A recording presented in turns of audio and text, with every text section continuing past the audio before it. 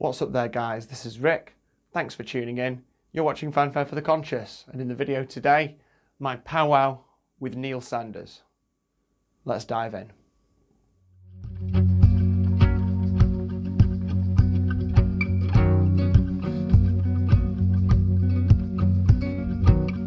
What's up there, guys? Thanks for tuning in. This is Rick. You're watching an extra special Fanfare for the Conscious. And today I am in conversation with Mr. Neil Sanders. Thank you very much, Neil, for joining me today. Really appreciate you giving me a chance to talk to you. You seem a bit of a minor celebrity to me, I suppose, having watched you on and Richard Hall and Andrew Johnson over the years, and you've been instrumental to my own awakening. Obviously, you know, we've had discussions before. This isn't the first time we've spoke. We had a little chat on the phone. So about a week ago now, maybe 5 days, something like that. Had a little chat for about an hour and a half, kind of touched base, kind of felt out where we were both at. So yeah, I just wanted to start this by stating for myself that, you know, I don't have any ulterior motives here. I am just here seeking the truth like anybody else. And if I happen to get anything wrong, you know, hold my hands up and I'll say, sorry, got it wrong. There's no reason other than, you know, seeking truth. I've not got any monetary influences. I've already been accused of potentially being controlled opposition for merely suggesting that Mr. Trump... Oh yeah, I must be having some influence if people are thinking I'm controlled opposition already. But yeah, don't make a penny out of this. I've never monetized any of my content. I do this simply for the sort of love of trying to get out there and, you know, spreading a bit of truth. Myself, my background is sort of like mainly science based. That's where I've done my main studying. I did a bunch of science A-levels, physics, biology, psychology, and then went on to uni and I studied cybernetics, which had this sort of computer science angle to it, but it was more the study of systems and how sort of systems operate. So you learn about positive feedback and negative feedback and swarm intelligence and all these sorts of Gaia hypothesis, all that sort of really holistic idea of looking how systems integrate. And I think that was the main sort of thing I was supposed to take away from that, was that understanding of being able to look at a big system and see how it sort of feeds back on itself. And ever since then, I've sort of applied those ideas to a lot of what I've seen in the world, and out of interest studied various things from, you know, the sciences through to spirituality and religion and economics and finance and politics and literally anything. I've just, whenever I've felt that something that I was hearing was important, I've dug into it and I've tried to understand it to whatever level I can. You know, most subjects I am a layman on, I will be completely honest, but I've got quite a broad, comprehensive understanding of a lot of the things that are going on in the world. You know, you're one of the people that's taught me a lot about a lot of the mind control elements of things and that applied form of psychology, and just want people to kind of know a little bit about me and where I'm coming from, so that they can trust me, because, you know, I've not got, you know, anything I'm trying to hide. You know, sort of my main jobs in life have been trying to teach other people, and this has almost felt like a natural evolution of that. I've gone from teaching in schools to teaching in after-school clubs to teaching swimming, and done various service jobs in between, but that's always been the sort of passion, and that's why I do what I do. So I don't know, do you want to give us a little sort of, who is Neil, what does he do, why does he do it, what got him into it? I mean, first off, thank you very much for your very kind introduction, and Richard and Andrew are really great guys as well. They're really good guys. Well, I do research into mind control. I don't know, what do you want me to say? Like, I studied like psychology a bit at university and advertising and stuff like that. Okay. Sort of like mix into one another. Yeah. And I've just become interested in it. Basically, someone showed me the Manchurian Candidate, and it that actually sort of sparked a lot of sort of things in me, because so let me just I was always interested. Correct. Let me just make sure we're all on the same page. A Manchurian Candidate is when someone is subliminally programmed and they're unaware of it, right? And there's some sort of trigger to make them action. That's a Manchurian Candidate. Is that right? Yeah. And it's a film. It's got Angela Lansbury and Frank Sinatra, and like, you know, I was about 16 and this was presented to me, and I was like, oh, this will be good. Oh, and it's in black and white. Oh, yeah, brilliant. Yeah, go on, put that on then. But actually, it was really good. Yeah. And it's sort of, you know, basically they hypnotise this guy, and they turn him into sort of double agent, but they get him to assassinate somebody from their own party, and then they blame it on somebody else. And so that was revolutionary to me at like age 16, because right, that's crazy. That's false flag, isn't it? It's I was young, so I'd always been interested in things like, anything a bit weird, like JFK assassination and Loch Ness Monster and Bigfoot and stuff like that. And basically the mind control stuff, when I started sort of having a route around, and this was like sort of early internet, or sort of some of it even pre-internet, where you had to it was still internet, but you had to send away for things, and there were DVDs, and sort of like you get huge stacks of papers coming through and stuff that like people would download, like the MK Ultra files and stuff like that. And you can say that a lot of this is available in the public domain, and there were a lot of experiments and stuff like that. There was a lot of where either documents that got declassified or mysteriously sort of like wound up somewhere, and this is fascinating. And the sort of the breadth of just sort of manipulation that they do to people is huge, and a lot of people wouldn't really sort of. It sounds like science fiction, a lot of it, because it runs the whole gamut. Obviously, you've got your sort of like personal sort of like Manchurian candidates and stuff like that, and you've got sort of broader things like propaganda and influencing opinion and perception management. Yes, yeah. That type of thing. The sort of thing that you read about in 1984, right? Sorry? The sort of things you'd read about in 1984. Oh, yeah. Well, did I read 1984? Yeah. Yeah. Absolutely. Yeah, it's cracking. And Brave New World, actually, I really like. Yeah. I keep saying this, someone should make a film of Brave New World, because it's just incredibly... Well, you just need to go out onto the streets now, basically, don't you? Aren't we living in it? Be like, this is very familiar. Except all the sex. Where's all the sex? Well, I don't know. Turn on your TV or look at any billboard ad, right? They're practically ramming it down our throats. Is it... Not in the same way that they do in the book. Yeah, I suppose. But you know what? I read the beginning of Brave New World. I never got very far into it. I read a few chapters into it, and I got to the point where they were talking about the creches with the children, where they were encouraging them to go off into the bushes and do things with each other. And that's kind of getting a little bit too close to home in some senses. The level of sex education that we're seeing in the world right now, and the age at which they're starting to do it. It's quite disturbing. Well, when they start like taking those same toddlers and getting them to go and watch people die and touch the corpses and stuff like that,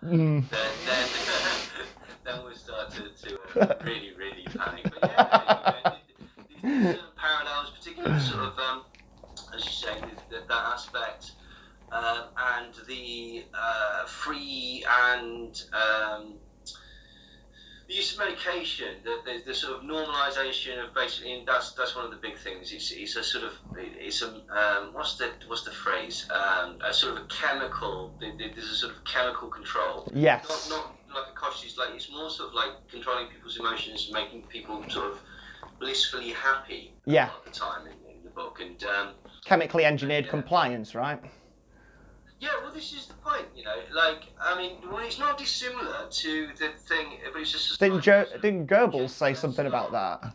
Sorry? Wasn't Goebbels talking something about that? One of the Nazi officers has made comments about someday there would be a time when it would be chemically possible to engender passivity from the populace, where you could Oh, right. Yeah, there's a quote about it. I'm not sure how accurate it is, but I've seen that one floating around where he says it would be possible to chemically engineer compliance, so to speak. Oh, right, okay, fair enough. No, I don't doubt you. There's the Aldous Huxley one where he says that we can teach people through sort of chemical dependency, we can teach people to love their servitude. Yeah. And to an extent, there's an example of that in 1984 as well, in as much as the cheap Victory gin. Yes. With sports and gambling. And yeah. It's, for want of a better phrase, it's bred of circuses. Yeah. Because yeah. there's drives in human beings, and like, you know. Well, the Romans used to use the amphitheatres, didn't they, in blood sport?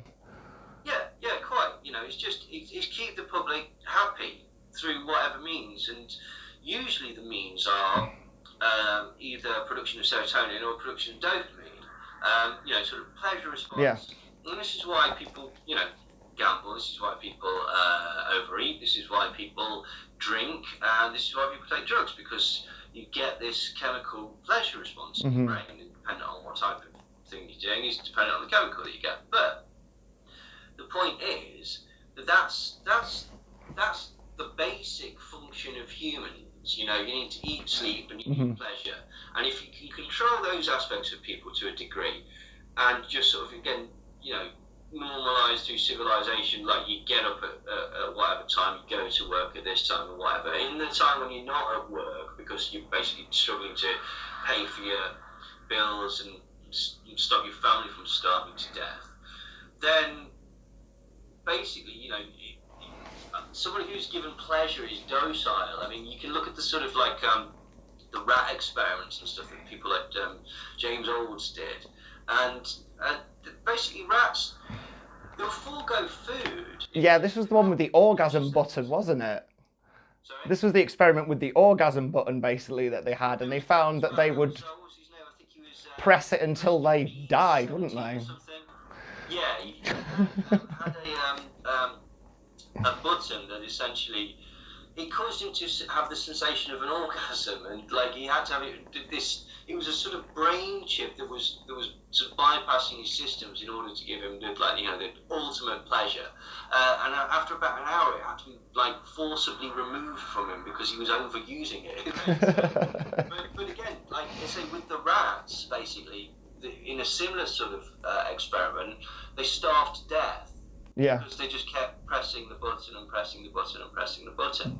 And it's that's kind of, you know, it's a mechanism of control. It's a very nice mechanism of control. Like, but, you know, that's kind of, it's something that can be manipulated and taken advantage of, and one of the ways that you do that is some sort of reinforcement of views or likes on social media, say, stuff like that. Is that, again, the guy, I forget his name, the Indian chap that I can't remember his name, and he was involved in the design of Facebook, and he basically said, look, we know exactly what we're doing. We're creating a dopamine feedback loop.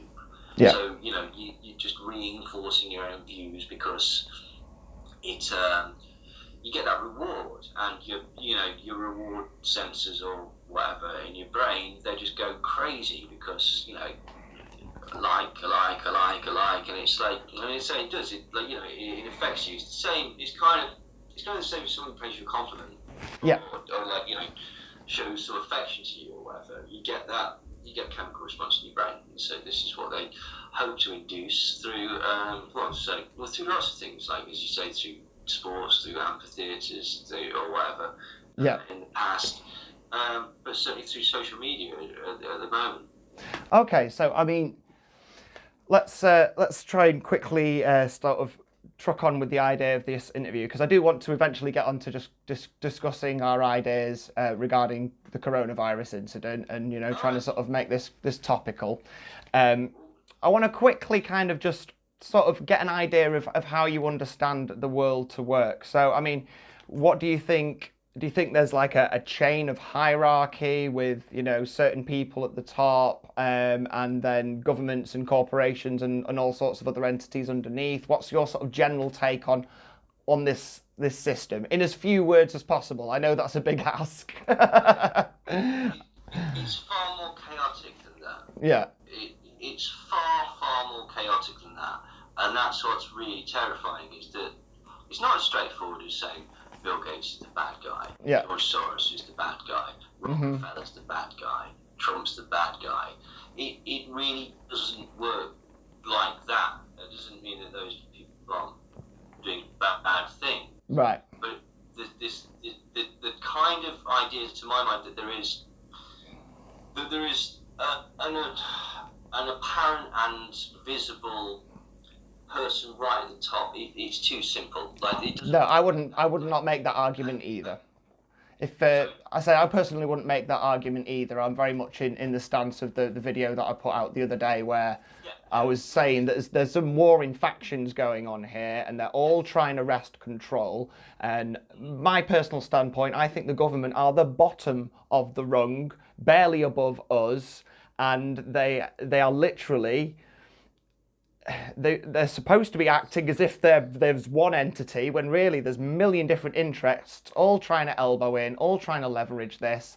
And that's why we're in this position, like I said in my other video, where there seem to be multiple different conflicting agendas coming out, because the IMF and the World Bank are clearly trying to make a buck on this, because they immediately were in there. COVID relief loans, all of you, no questions asked, but you lock down your nation. So you destroy your real economy and we will give you money for free out of the shadow economy.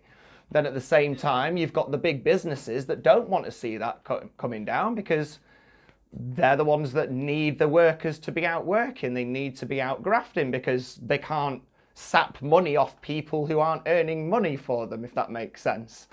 No, that makes perfect sense. Like, because that's kind of what's happened, really, to my mind.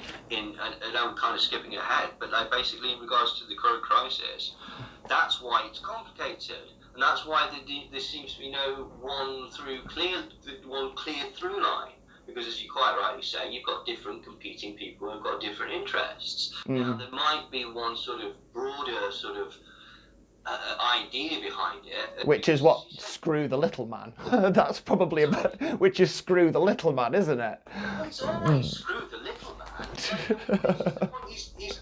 They don't need a crisis like this to screw the little man, but they'll use a crisis like this because it gives them leverage to jump off onto your head from a much higher point. Exactly. But you know, as you say, there's lots of different sort of people and different ideas that are floating around, and I actually really enjoyed your video. I thought it was really good. But I know, and you know, I agree with you in that regards to it being like a mafia, and like I have to say it wasn't me that came up with that idea. It was a really bright guy called John Brissom. Yeah. And I know the name. I've probably heard bits from him in my many years. He's absolutely brilliant. We've read the documents and on YouTube, and I've been interviewed by him a few times. He's a really, really great guy. He knows really loads about the Council on National Policy and the Heritage Foundation, the John Birch Society, and these organisations in America.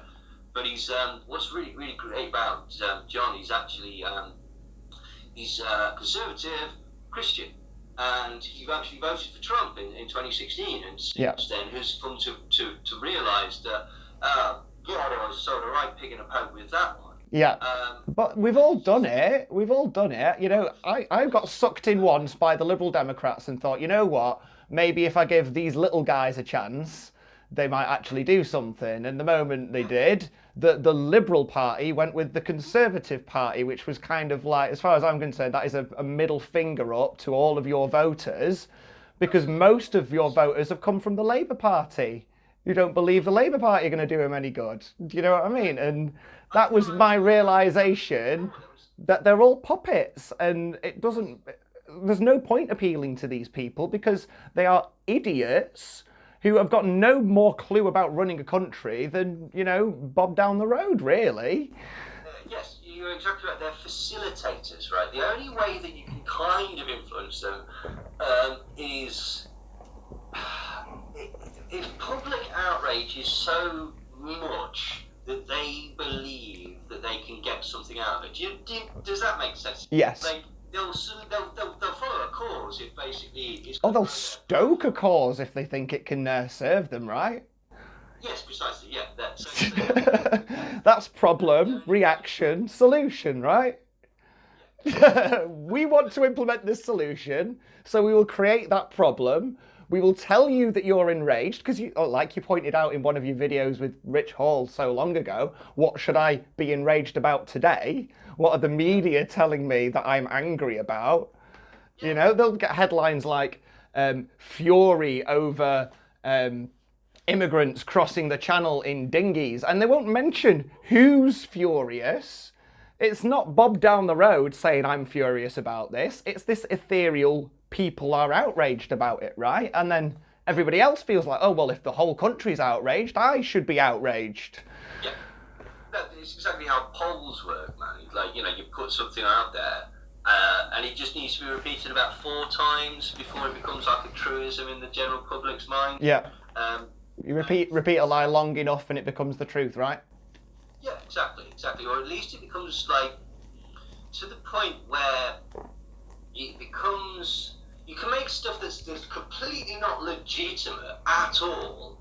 You can push it into the argument sphere, like yes.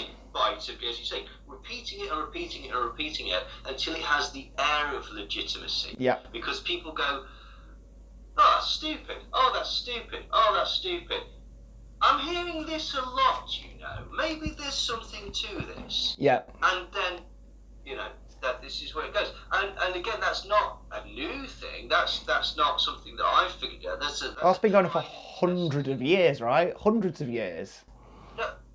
Yeah, so Rick, we've got a tiny bit. It's a bit weird for some reason. I think I sometimes miss the beginning of your sentence. So sorry if I'm sort of. That's okay. That's okay. My apologies. I'm. It's not your fault. It's bloody Skype.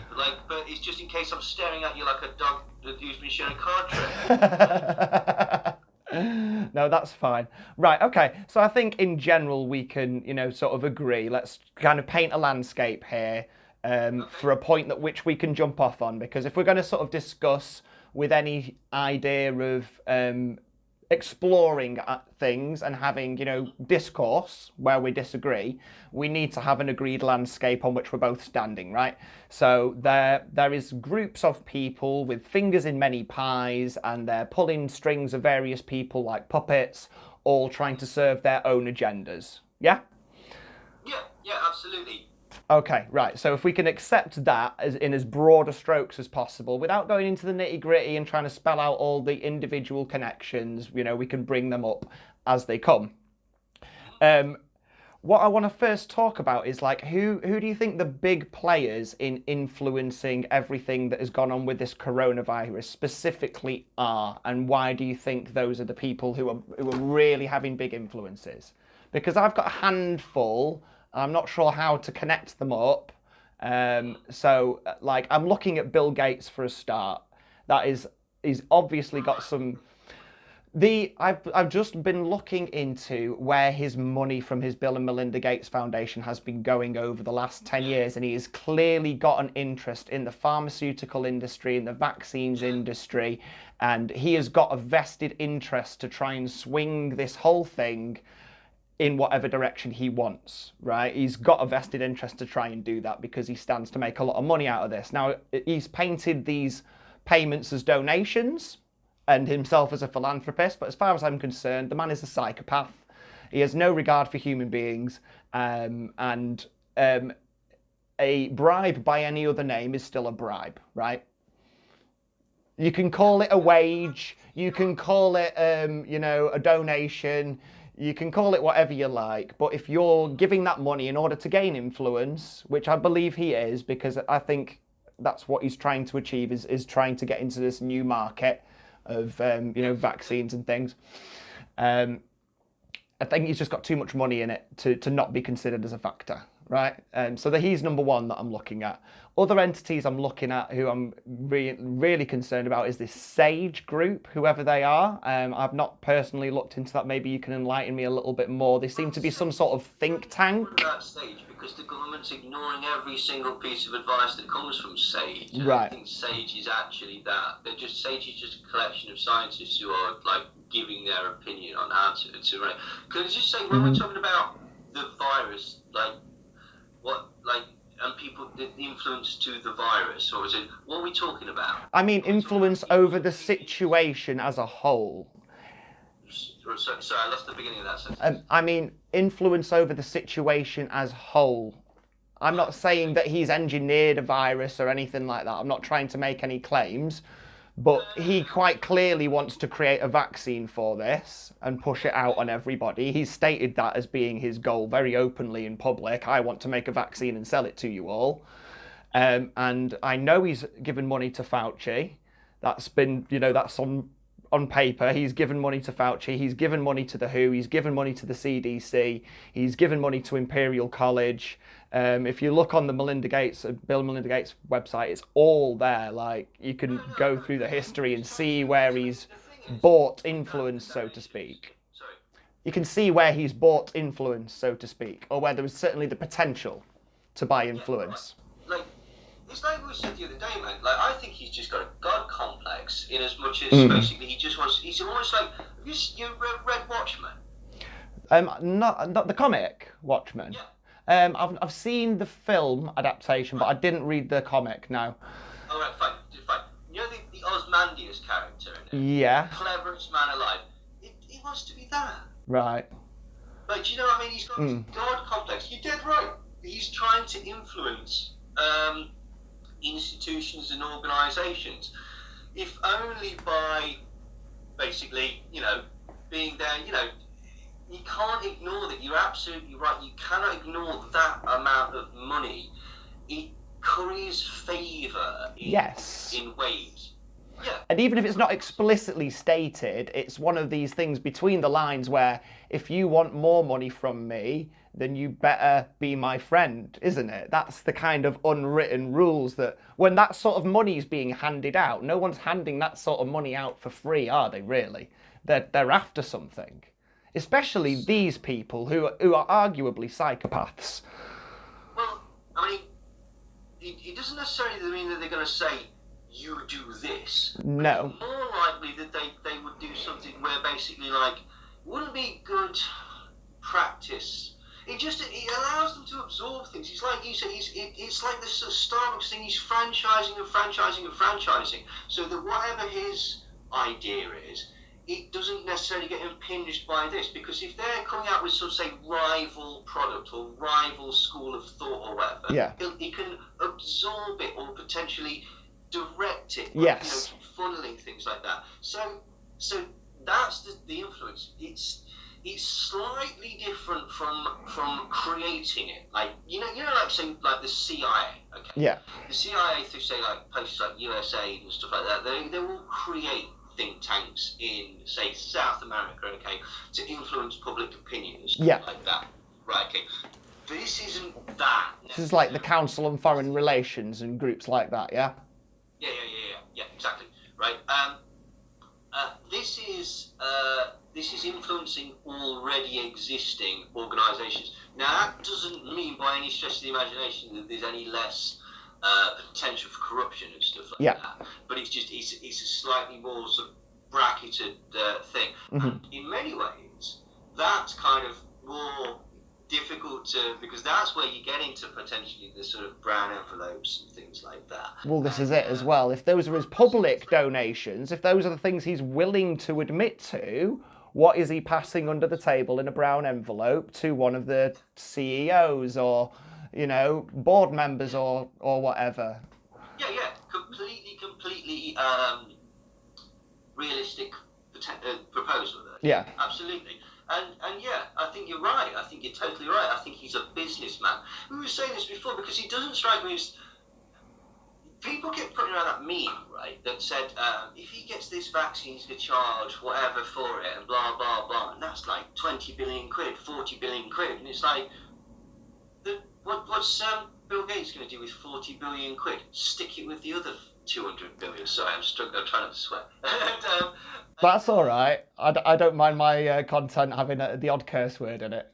We're not brutes with it. Let's be honest. And sometimes a curse word is the most appropriate word. Yeah, it's not. It's just me being foul mouthed. But yeah. So what's he going to do? Put him with the other 200 billion? He's just going to sit there. Now this is where I'm gonna have to step in and disagree with you. I can see your perspective. And I can recognise that. I just don't think I have ever met a rich person who says I have got enough money. Yeah. Do these people ever have enough money? Is it ever enough? Because the argument there that I'm going to make is the more you have, the more terrified you are of losing it. That's a very good point. And the more you want to try and control it, right? I don't think these people know what enough money is. Like, I can tell you, if I had enough money and enough land to just live quite happily without having to do something that I hate to survive, then I'm happy. I don't want any more than that, because that's got value to me. That's got far more value to me than any piece of paper in a bank account, or fake currency in a bank account, however you want to look at it. Like, that's real wealth to me, not paper, not digits in in an imaginary bank account. But I'm not a psychopath. And they say that, right, they say that there's, 1% of all people or something like that are born with an inability to have empathy for other human beings. They're just born that way. And there's an argument that psychopaths have a function in society. The argument there is that those are the sorts of people you would go to make those horrible, horrible decisions that someone with a soul would really struggle to do. Those absolute what is the best for the most people, knowing that some people are going to suffer because there's no other options. That is where the psychopath comes into play, because they can come in completely without empathy and go, that is objectively the right thing to do, and I'm not bothered by that. But in the society we've got, these people bubble up to the top because they have absolutely no empathy for people. They will fuck over all their own workers. They will fuck over everybody below them because they don't care. And the rules of society tell them the more money you make, the more successful you are, the better person you are. So I am pretty sure that almost every CEO is a psychopath. I'm pretty sure that almost every CEO on the planet of a major corporation is probably a psychopath, because they're in that small percentage, right? They're the best suited towards it, for it. Like, yes. This is the Psychopath test, which is the John Ronson book. Like, John Ronson, do you know John Ronson was actually with Alex Jones when they broke into Bohemian Grove? Really? Yeah. I had no idea about that. And he was the guy that sort of popularised Bilderberg and several other things. He did a series on like Channel 4, like ages and ages ago. John Ronson did, and it was that guy whose name I can never remember. Sort of slightly husky gentleman, short white hair, glasses, that was investigating Bilderberg. And, Alex Jones, and I think we were down at Waco and stuff like that. John Ronson yes. into all that sort of stuff a while ago. But anyway, the way I slightly disagree is that I don't think the money is like the prima facie thing. I don't think he's done this as a way to make money. I think the money is like a side effect. I think you're right, and it ties into that psychopath thing.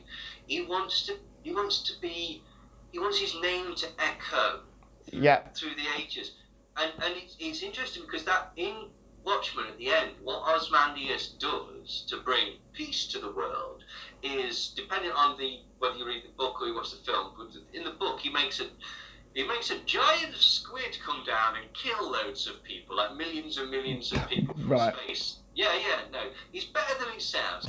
No. Hey, I'm an anime fan. You can't weird me out with that, man. No, fine.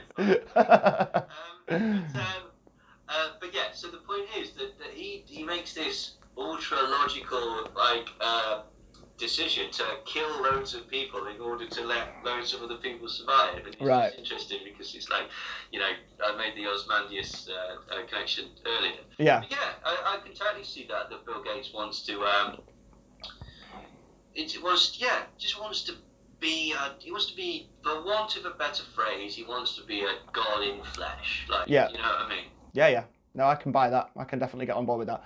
So, I mean, in your opinion, then, who or what are the entities we need to be really sort of keeping our eye on at the minute for their ability to manipulate the situation? Because we're both of an agreement that there is a virus. We're of different opinions as to how severe that is, but we'll get onto that in a little bit, just as a quick finisher.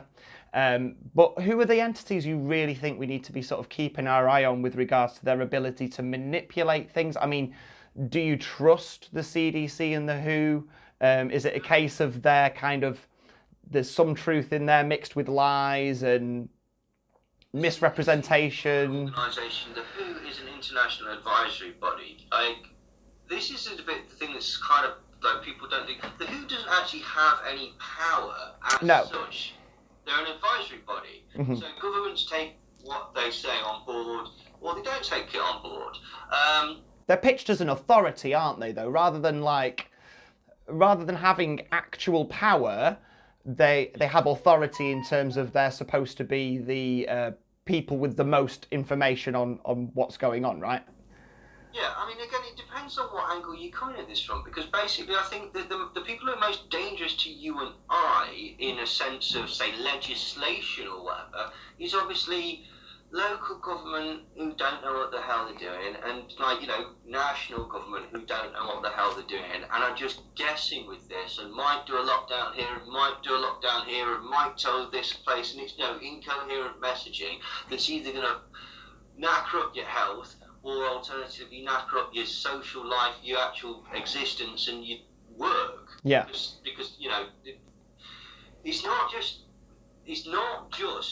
whether there's a virus and whether you're getting ill. There's a whole raft of problems that are going on. Yes. Like, Yes. that basically have been going on for decades. Like poor care for the elderly, poor sort of GP services, even poor care for children, poor sort of organisation for everything really. Mental health is the big one, like and like care of the elderly. Like these have been problems that have been happening for absolutely years, decades. But when something like this happens and you get the isolation from the lockdown, the uncertainty, the low-key fear and stuff like that, all of these things that were potentially manageable problems, like, or at least that the government could keep under the rug, like, all of a sudden become real problems. Yeah. Although they weren't problems anymore, but they become magnified.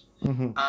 Do you know what I mean? Because it's not fun for anybody at the minute, right? No. There's lots of things that are basically these varying levels, obviously, but that's the point. If you were having a hard time before, okay, and like say something like your only like outlet was to see your mates or to go work and like at least have that human contact or whatever, right? Okay, there's certain things that we can't do at the minute, like the concept of going out to a club, like, you know, night clubbing, like that's not going to happen in the next 6 months. No. Come on, like, it's just not going to happen, is it? Right, okay. And there are some people, I suppose, as well, aren't they, that have, I mean, there's an awful lot of people in this country who literally live for that weekend blowout, who go all week through jobs that they hate, and their only sort of outlet is going out at the weekend, having a dance, having probably too much to drink. All right, it's not the healthiest way of doing it, but at least it was some way of getting rid of that frustration, and now they're coming home and they can't do that. Well, that's a very big point, like, as well, actually, like, it's better than my point, actually, but the point is that's the most, that gigs or something like that, these types of really, really sort of big social interactions and stuff like that, if something like that is so, that's not going to happen. Like, do you know what I mean? Like, there's so many integral things in the middle that have just been lost and are being messed up, and that's a failure on the part of the government. So in that regard, like in regard to influence on you and I, it's the idiot facilitators that are just mucking it up, because again, they've got different sort of views. You've got people who are trying to do the job, people who are trying to get people back to work, people like Dominic Cummings who don't really give a shit if the elderly die or not, because basically that's a lot of money that's not going to go out on pensions anymore or care.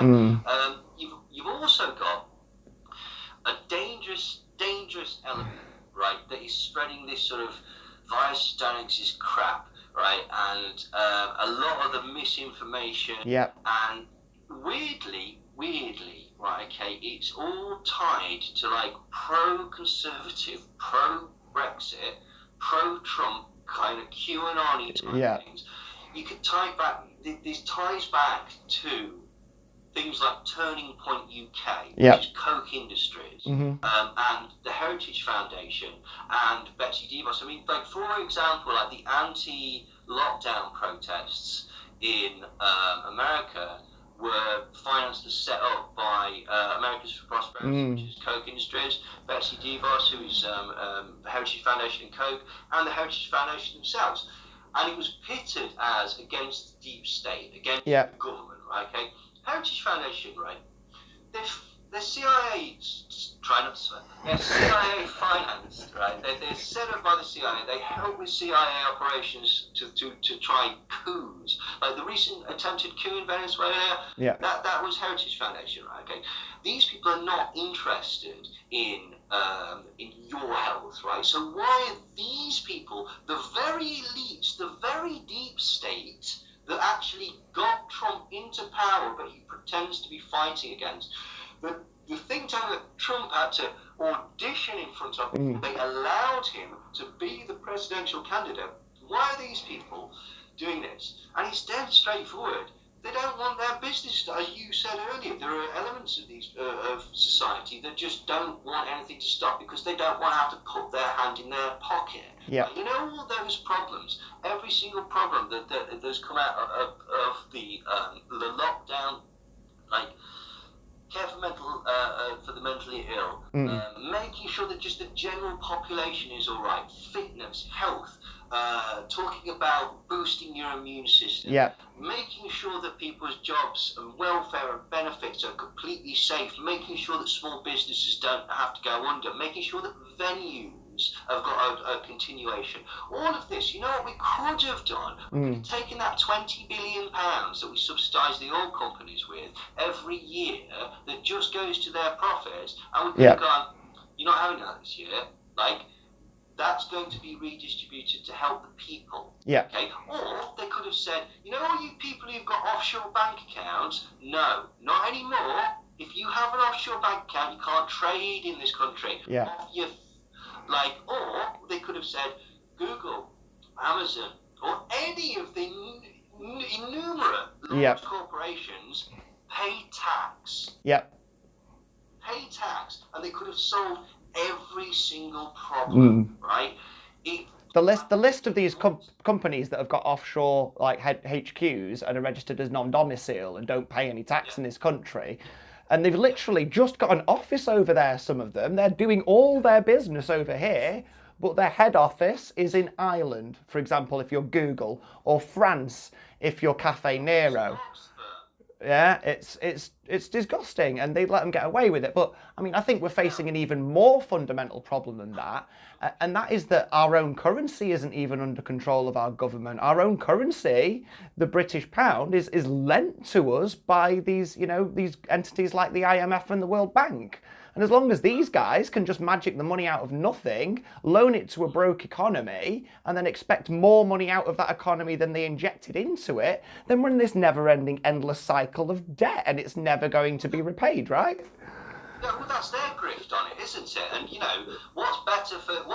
You know who really does well out of disasters? Disaster capitalists. Yeah, of course they do. It's almost their bread and butter. Right. But capitalists as well, and sales, like just the way you were talking then reminded me of a great Bill Hicks sketch where he was talking about, if you're in sales and marketing, go and kill yourself because you are the scum of the earth. You will market anything and sell it. You will market fear itself and sell it to people. You are disgusting people, and you're the biggest enablers on this planet, and you need to stop. Because it's that mindset of everything is a market. And, you know, these are the people who say the air itself should be owned, the water that you drink should be owned. And, you know, you're getting into dangerous, very, very dangerous places when these people are allowed to run amok, which is what we're seeing, right? Yeah, absolutely, very, very much so. But this is the thing. This is that's why these particular people their influence on this is quite weird, because there's a political edge to it, and it's basically tied in, as far as I can see broadly, with it's coming from a right-wing perspective. As I said, it's this UK Brexit, pro-Brexit, Donald Trump, QAnon type crowd, right? Why? Like, well, the simplest way of explaining it is that basically they're all going to be involved in the trade deal for between the United Kingdom and America. And one of the main things, or the key markets for America to exploit, there's two. It's food and it's medicine. Yeah. And that could come through basically just selling their drugs to the NHS. But what's more likely is it'll be a combination of that and outsourcing services. Like, I mean, we already do this. Like, we already outsource a huge amount of services. Like, well, it's been privatisation by the back door since the Labour Party, hasn't it? Privatisation by the back door since the Labour Party. They've been sneaking off little pieces here and there. First it was the janitors, then it was the admin, then it was the payroll, and that, do you know what I mean? Little by little by little by little. Right, the NHS has been basically trying to be destroyed since 1981, when at the behest of the Adam Smith Institute, which is basically an offshoot of the Heritage Foundation, same guys. Yes. Like, same guys. Always is the same guys, mate. It's always the same guys. You start following that money and the same names just pop up over and over and over again. Well, they've been running it into the ground ever since by basically mismanaging the sort of middle tier of it. What Tony Blair did was he did this stupid thing which opened the doors for potential privatisation, and he knew what he was doing, because let's not forget, Tony Blair walked across, like, he was an ex-Tory. You can't trust Tony Blair as far as you could kick him. Yeah. Actually, I could kick him a bloody long way. That doesn't anyway, what he did was he basically said, right, we're commandeering private hospitals. We're moving NHS staff into private hospitals, right, to use your facilities. That's what they did, and that was wrong, because he did several things. One, it gave that idea that basically we can open that market. Two, it allowed them to promote this by, this was ever so lovely, this was, in a private hospital it was, and on the NHS, blah, blah, blah, blah. And this would get repeated out, and it basically just sells that idea that private is better. Private is better, but you know the reason that private is better is because it's exclusive. There's not that many people there. Yeah. When you make private a utility, like certain people on the internet who people love at the minute, like want to, then it becomes pointless, just like it became in America. Yeah. Right? America's got private healthcare. Is it good? No, it's one of the worst in the Western world. They pay a fortune, don't they? They take like £1 bags of saline and sell them for like hundreds, don't they? Like, the markup is just absolutely disgusting. They're incredible markups. I mean, if you're in a car accident, you're broke for life paying for your treatment, aren't you? In a lot of cases, tens of thousands of pounds, and they end up repossessing your house. And the problem is, because it works privately, it's like insurance. If you crash your car 2 and 3 times, your premium goes up. If you break your leg, your premium goes up. If you need like something to save your life, your premium's going to get up. It's going to get to the point where some people are uninsurable. Yeah. Like, and so long-term cancer patients, terminal illnesses.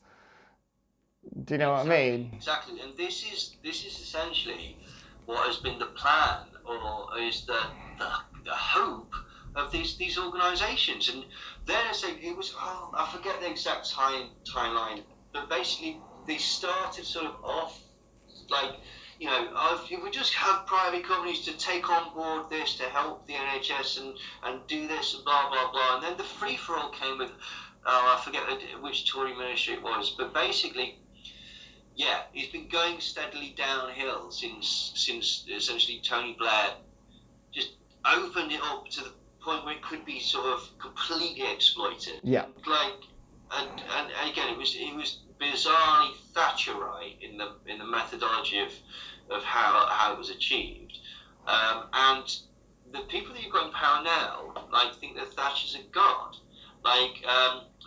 I'm serious, they're involved in these organisations again, like the YBN, Bruges Group, Turning Point. Well, I've actually even heard, working people talking about Thatcher with some regard, which kind of disturbs me, because they'll say things like, well, I couldn't have bought my house if it wasn't for what Margaret Thatcher did. So, well, but what you don't know is that there were X number of landlords who were snapping up 10 times as much property and building huge companies out of it. So yeah, she might have sold, a few council houses to some hard up people who managed to scrape enough money together, but she sold a damn sight more of that social housing to private interests, which now are charging ridiculous amounts of rent and, pricing people out of the market. Yeah, gentrifying areas, or turning them into slums, basically. Well, I heard an interesting theory on that, and we'll just touch on it briefly, whereby there was certain bribes being paid to people who were in charge of social housing, and what they would do is they would take an area and they would move all the worst people into it. They'd move the drug dealers and the prostitutes and the known criminals, and they would fill an area with it to drive the prices down. Then they slowly move those people out of that area, giving tip-offs to the right people who want to then snap it up, saying this is what we're doing. And, X company goes and buys up a few streets worth of it. And then suddenly all these nasty people have been moved off elsewhere to drive the prices down somewhere else. And like you say, gentrify it. Suddenly now the house that was worth £20,000 is £200,000. And these guys are off laughing all the way to the bank. Exactly. They did it in a far more extreme. Well, they did it using, similar tactics. How did they do that, particularly in America? Well, with drugs, crack in LA, and heroin in Harlem. And you look at the Frank Matthews, right? Yeah. And the connections to the military that he's got, and the guy that was bringing in the heroin for him. They're bringing in heroin basically in dead bodies of veterans from overseas. And you look at the Iran-Contra affair and the sort of Reagan and Freeway Ricky Ross and Danilo Blandon, who was his Nicaraguan contact. They're blatantly, he works the DA now. This is CIA setups over and over again, and this is Reagan era. Okay, so and the same thing in the UK. This is Thatcher, and they have what was called their special relationship, which is essentially they want free trade, right? Which sounds great, and small government, which sounds great, right? But it doesn't mean that, right? It doesn't mean clever marketing, isn't it? Huh? It's clever marketing, isn't it? They're making it sound nice with interesting phrases. In the same way they're doing with this Agenda 21 thing. I can get acid from not the in your face, from the local corner store, ace. Right? No, it doesn't mean that. It means that big corporations don't have to pay taxes. That's what it means. Small government, brilliant. Does that mean that I can do whatever I want? No. I'm afraid it doesn't. Particularly when it comes to abortions and being gay or black, I'm afraid. And in those areas, we want massive government. What we really mean is when we pay taxes. Yeah. But that's it, right? And this is the con that is sold again and again and again, and it's based on this stupidity of trickle down economics, and like these hero figures, like a Reagan, like a Thatcher, like two people she was considered whatever, like a Trump. Yeah. It's like they're gonna bring us along for the ride, man. Q's gonna be there, man. Where one goes, we all go. Whatever twatty thing that is. I don't trust anyone who turns around and says, "You sit on your arse. All you need to do is support me, and I'm going to go and do the work for you." I don't trust any of that, because I've heard that from fairy god politicians all my life. Touted with when Tony Blair came into power, there were parties in the streets when Labour got back into power with Tony Blair of things can only get better, all of that, and it just amazes me that time after time people are suckered into this same idea, vote for me and let me change the world for you, and it never works. It didn't work last time, it's not going to work this time, and it won't work the next time. No, but it's comforting because basically, even though it doesn't stand up to scrutiny, it gives you one less thing to worry about, which is exactly why this viruses don't exist, the virus isn't real, and all this stupidity is taken hold so much because nobody will admit this, but they have low-level uncertainty. We all do. Yeah. We all like have this sort of like, you know, it's a stressful time whether Yes. you want to admit it or not, for all sorts of reasons. Yes. Right. Okay. So if you can get rid of one particular problem, like I don't know when I'm going to go back to the office. When am I going to see my mum? Oh, I'm never going to get to try and pull Sheila anymore because the likelihood of bumping into her, like, and even if I do, I'm going to wear a mask. And will I have a job to go back to? And you know, etc., etc. I hope none of my friends die. Any of this crap, right? Okay, just like I hope none of my friends' businesses go out of business. Oh God, I was trying to get a band together. That's never going to happen now. All of this. That one resonates actually with me.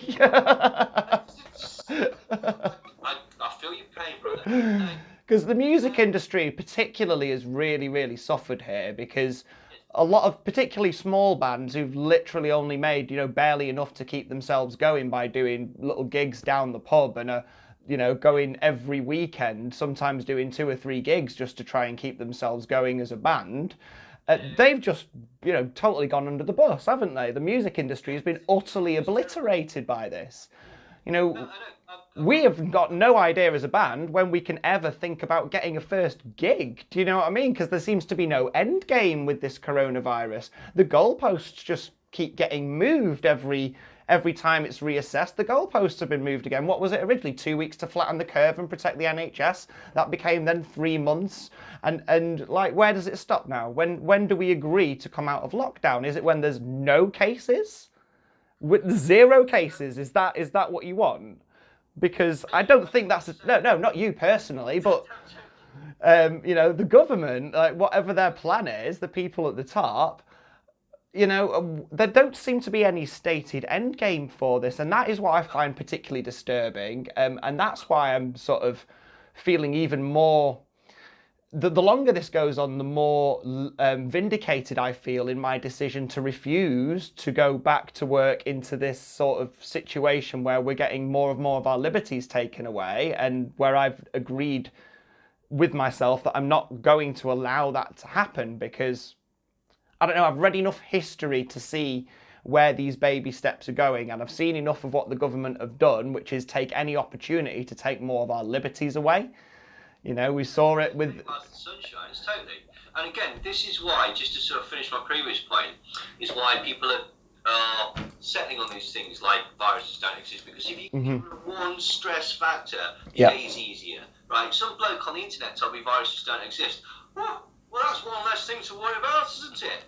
Like, but you're absolutely right. The thing is, and this is where we might differ in opinion, is that I don't think they've got a game plan. I don't think they've got an end plan because I don't think they've got a game plan. Right? I think they're winging it. I think they're trying not to swear. I think they're winging it. I think they.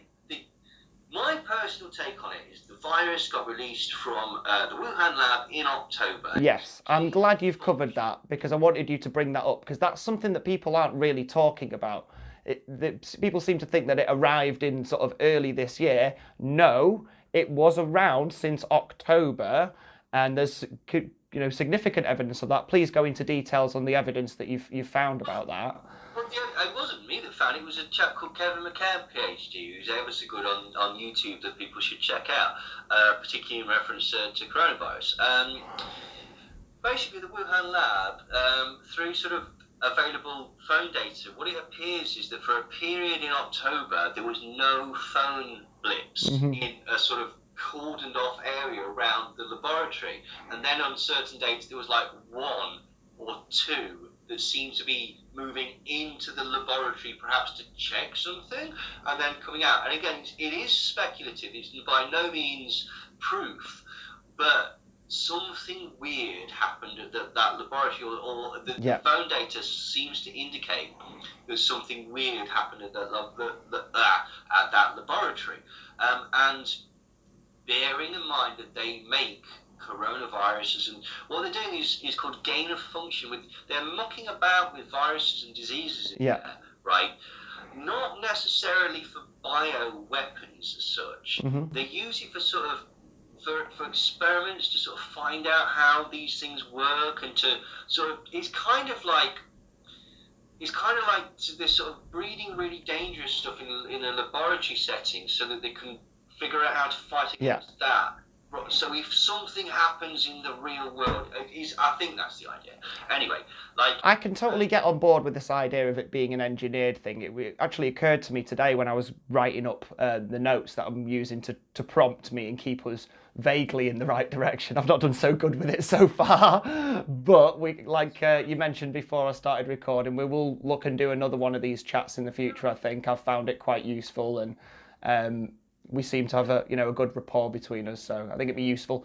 Anyway, to me it doesn't make sense for a virus to evolve to become more deadly, because that, in evolutionary terms, is not a survival characteristic. Viruses don't, and bacteria don't get more deadly, they get less deadly. And the most successful bacteria and viruses live in our bodies and cause absolutely no harm, and are in fact an integral part of our internal biome. We need them to be healthy. And that is the mark of a truly successful microorganism that can live in its environment without harming it.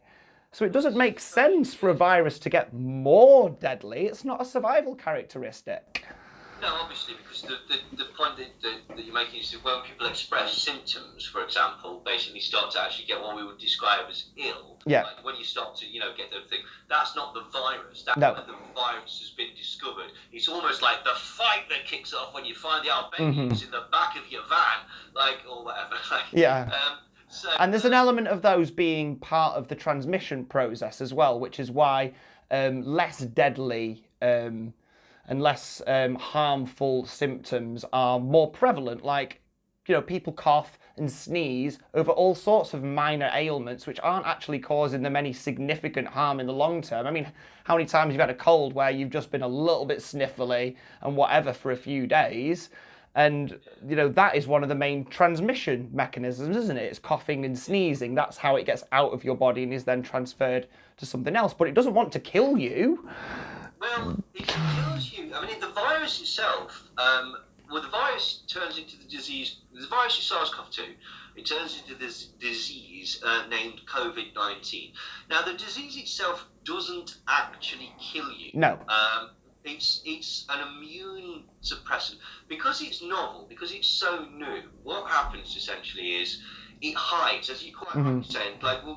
The point being that and I think this is where you're going, and I hope you're right, that basically it's becoming more survivable because the virus doesn't want to get caught. It wants to live, for want of a better expression, which is why we're seeing the drop-off in deaths happening. Well, yeah, and viruses themselves evolve particularly quickly. They're one of the most quick-evolving microbes because their genetic code is very short. It doesn't have a lot of complexity to it. They've already found out. So it will evolve quite quickly, and within very few generations you will already start to see that reduction in lethality. And this is the same in any sort of viral outbreak that you see. Just over time it fades away because, like you say, it doesn't want to be caught. Well, the problem, yes, absolutely. Except the problem that you're still faced with is twofold. One is that the virus doesn't kill you. It suppresses your immune system, which either makes your immune system attack itself, which we don't seem to be seeing quite as much of that, which is great. That's called the sort of cytokine. Cytokine, I think it is. Yeah, and it's when and then that caused that shattered glass thing in the lungs, where your lungs basically react, they sort of inflamed and burst inside and start producing blood clots, and people were dying from ARDS, the respiratory disease. I forget what it's called exactly. But the problem that you might still see is that basically, because we've been in lockdown, etc., people who had, say, kind of meningitis and stuff like that, the worst sort of cases are still quite shielded away. Like, for example, my friend's mum, she's still shielded, and stuff like that. And so they're not coming into contact with it, which is good. We don't know whether people who've got, say, already compromised immune systems, whether it would still cause a problem with them. Because, and this is the thing that I don't think a lot of people realise, by comorbidities, it doesn't mean necessarily that you are dying. It means you had high blood pressure, which was one of the highest sort of comorbidities, or diabetes, or kidney disease, or heart disease, or even sort of like my friend's got calcified. He's only a few years older than me. He's got calcified aorta. Yeah. And yeah, he was told you don't want to catch this at all, mate. Now the other point is that basically, in people who have actually recovered from it, and even people that didn't develop terribly bad symptoms, what we are seeing is neurological damage and circulatory system damage, nervous system damage, and lung damage. And there are people who basically have been really, really messed up with this. There's also a really interesting thing that I said, like, this isn't being touched on at all, right? Okay, you know what you said about the virus, basically, like, you're perfectly correct, that basically they don't want to get found, so they do this Trojan horse thing where they basically, you don't want to get discovered. What this virus tends to do is it goes in your mouth, right, down into your lungs, and then it gets into your bloodstream, up your spine, and goes into your brain.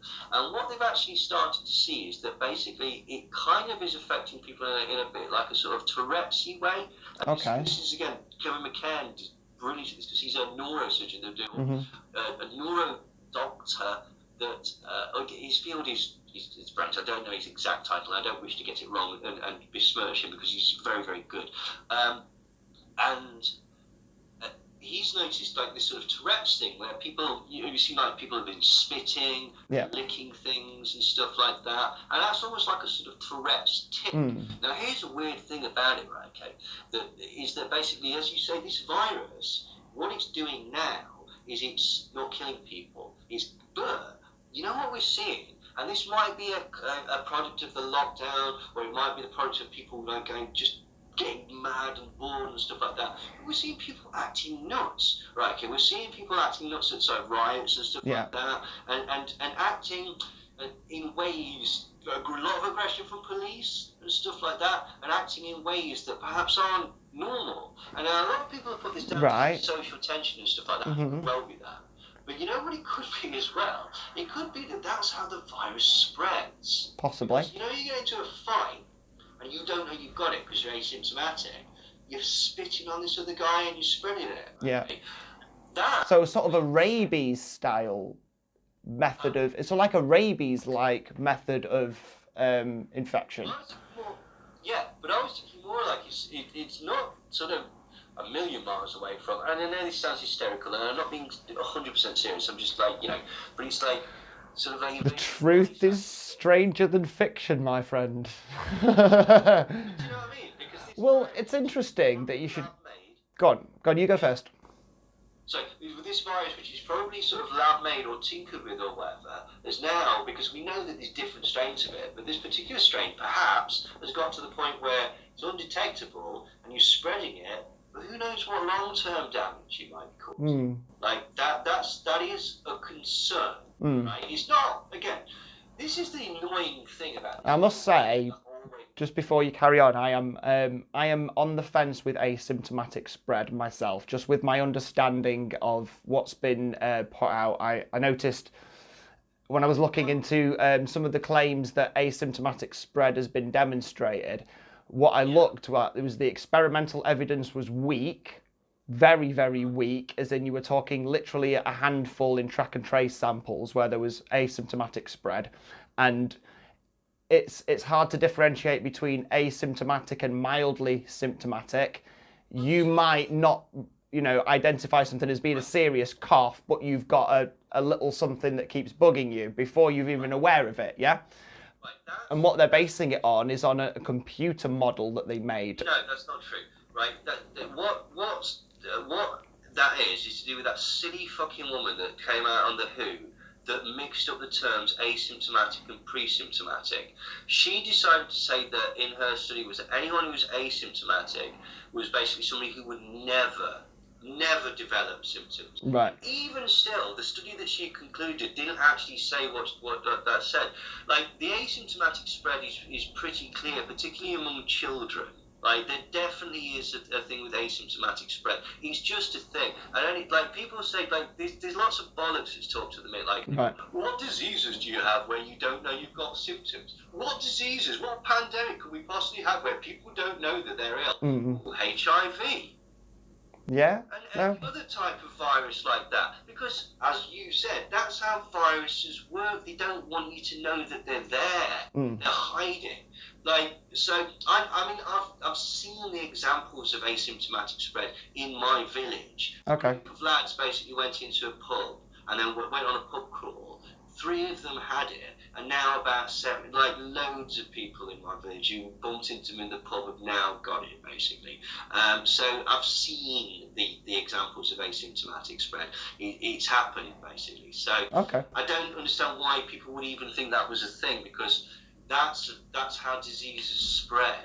Yeah. Particularly coronaviruses is through asymptomatic spread. By the time you're really developing the symptoms and stuff like that, you're not contagious anymore, because by that time the symptoms are the expression of your body's immune system fighting the disease. Yeah. So this is another sort of. Okay, no, I can get on board with that, and I'll do a little bit more reading around that just to verify that for myself. But I can certainly get on board with what you're saying. You know, I mean,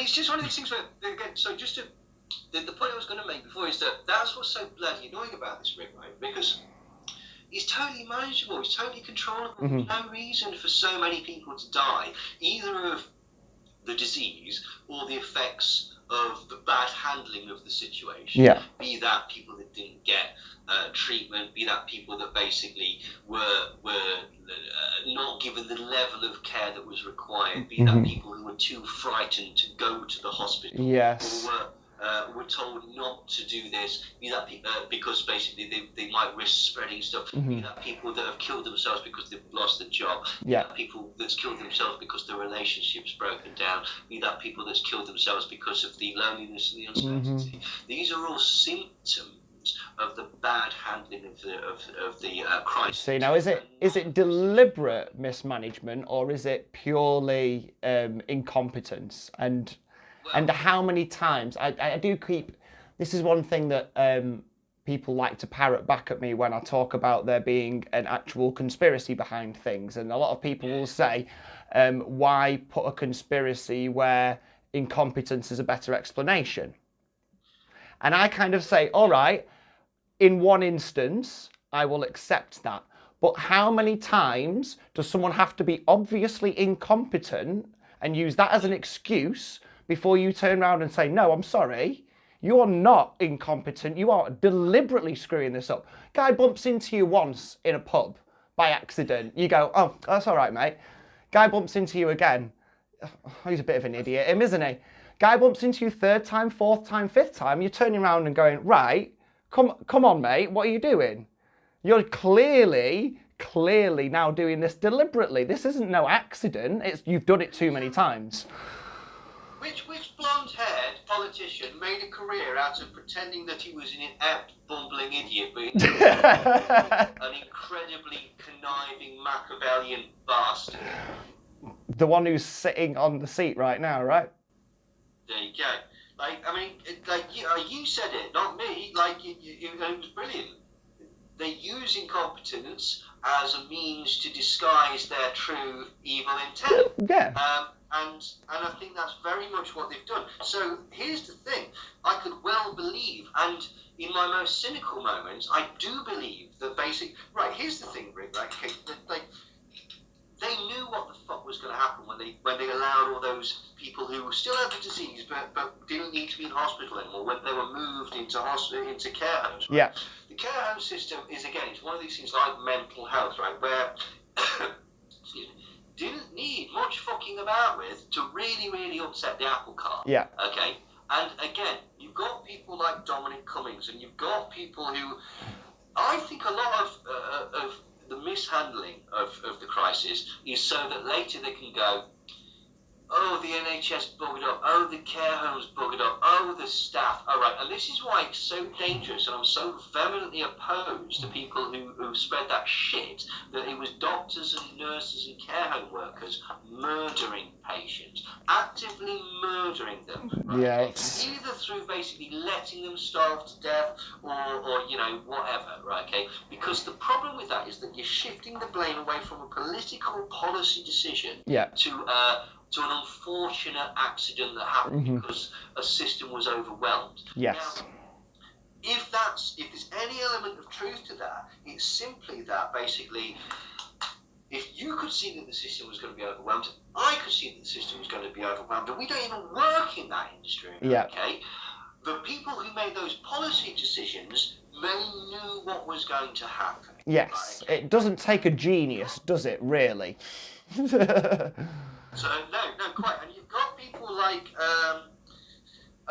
Dominic Cummings, who are basically saying, you know, save the economy, avoid a lockdown, who cares if a few pensioners die, right? And Dominic Cummings and all that crowd, like, they realise that Brexit is going to fucking destroy this country, right? Yep. We're absolutely done. We haven't even sorted out the transport networks yet. It's just we've gone past the network, but we work on a just-in-time basis, right?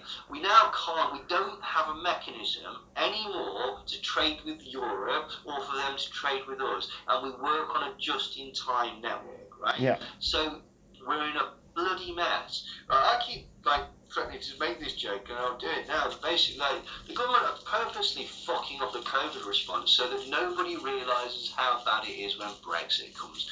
Yeah. And this is the point. They know they are absolutely just ballsing this up, completely ballsing it up, and there's really no need for it at all. The interesting thing about the willingness to sacrifice the elderly, and nobody's going to like this, but it's true. In an email exchange, Tegnell, who's the guy from Sweden, he was arguing with members of the scientific body in Sweden, basically saying to what extent they should do this or encourage this or whatever. And basically, people were saying that he was a bit too harsh with it. And in this email exchange, and I forget the exact parameters, but it was basically, look, if we don't do this, then an extra 10% of pensioners will die. And he says, isn't that worth it? Isn't that worth it? Now, what's interesting about Sweden is that Sweden's basically in the pocket of America, right? Which is the same idea. Where really went bad? Brazil, India starting to go really badly now. UK, America. Modi, Bolsonaro, Trump, Boris Johnson, all put in by Cambridge Analytica and the Heritage Foundation, right? Okay? Which is Koch Industries, Wilkes Brothers, Oil, Big Pharma, all these big players in America, particularly on the right-wing Christian evangelical thing. That's why you're getting the same crap in the through line in all of these different countries. So, it's because basically they're following the same thing, which is to save rich people from putting their hand in the pocket, and who gives a shit if a load of plebs die. Now, everyone keeps going on about Sweden as some sort of marvellous, Sweden's 3 times the size of the UK, and its population is less than London. About 6,000 people died in London, and just under 6,000 people died in Sweden, right? And they did lock down. They just didn't mandate it. Yeah. They closed every... So, arguably there, because the population density is lower than London, Sweden did worse, right? Yes. Because they've got a lower population density. About 100 people less died in Sweden than have died in London at the minute. But you'd expect there to be less because it's got a lower population density. If you're only getting 6,000 in London, and that is a very densely packed city, and you're getting the same amount where they're spread over an area 3 times the size of England, of the UK, then that is worse, right? Very much worse. Very much worse. Which is what I've been saying for ages. I get called a communist for it. Yeah. It's all right, mate. I got called both a communist and an alt-right fascist in the same day. Because I dare to question both narratives, and that's as simple as it is. Everybody I hate is of this. Everybody I hate is of this. I do appreciate that's slightly ironic because I've spent the last however many years rallying against this specific right-wing think tank. Yeah, that's because they were the ones in power, right? But yeah, and again, they've managed to get into power in about. They're in charge in Brazil, they're in charge in India, they're in charge in America, they're in charge in Italy. No, they're not quite in charge, but they're very popular in Italy.